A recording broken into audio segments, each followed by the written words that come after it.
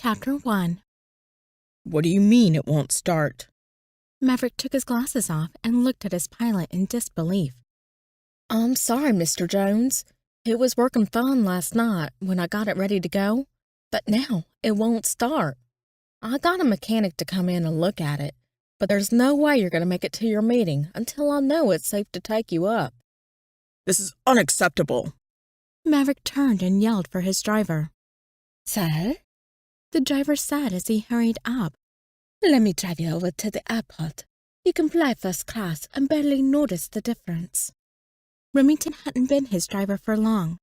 Maverick's longtime driver had retired 2 weeks earlier, leaving him with this weasel-looking little guy. Maverick hadn't figured out yet what his deal was. Fine, let's go. I have to be in New York by tonight, and as soon as this plane is ready, I want it in the air and on its way to come and get me.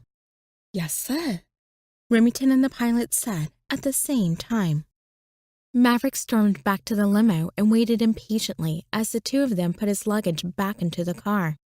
He would only be in New York for one meeting, but he had to travel with a ton of samples from his clothing line. Once Remington had everything in the car, he climbed in. Already, sir. You handled that well. Thanks, Remington. Maverick wasn't sure how to take him. He always complimented him no matter what the situation was. They pulled up to the airport 20 minutes later. The idea of standing in line for the chance to pay far too much for far too little service seemed ludicrous. So Maverick stood in the cool shadows of the parking garage by the car and seethed while Remington went inside. He came back with a long face. Sir, you're not going to be too happy. I don't like it when you start sentences with those words. Maverick said. You're going to have to fly coach. They don't have any other seats on the flight to New York. There's some kind of festival or concert. I was foggy on the details. Anyway, we have to go coach. Remington smiled and held up the tickets. Maverick glared, grabbed his ticket, and started toward the security check. Get my bags and let's get this over with, he said over his shoulder. He couldn't believe he had to fly coach when he had a perfectly good private jet waiting for him. It had never failed to work before.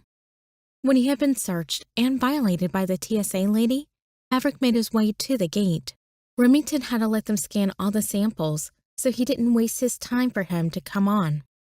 Once on the plane, he made his way to his seat, spotted at least 3 babies on his way.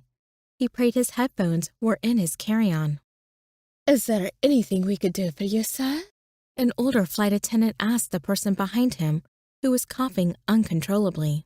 Maverick knew he was going to get sick and have a terrible headache by the time he reached New York. He should have stayed in Chicago and done the meeting via video chat. There you are, sir. Remington smiled at him as he stowed the carry-on bags. You don't want the window seat? No, it's all yours. Maverick's attention was taken by the flight attendant, showing them the safety procedures. She was pretty, with dark brown hair that kept falling into her face as she made the strange 2-finger pointers to show everyone where the exits were and the oxygen mask. I said, would you like a piece of gum, sir? Remington was talking to him. It will help your ears pop with the pressure. No, thank you. Maverick leaned back against the seat. The pretty stewardess was now out of sight, so he closed his eyes. The dreadful dress they made the staff wear did nothing for her. He would have designed something magnificent for his flight attendants. He grumbled to himself as he tried to relax, and the first baby started to cry. He grabbed a set of earbuds from his bag and tried to find an audiobook that wouldn't totally bore him. It was going to be a very long flight.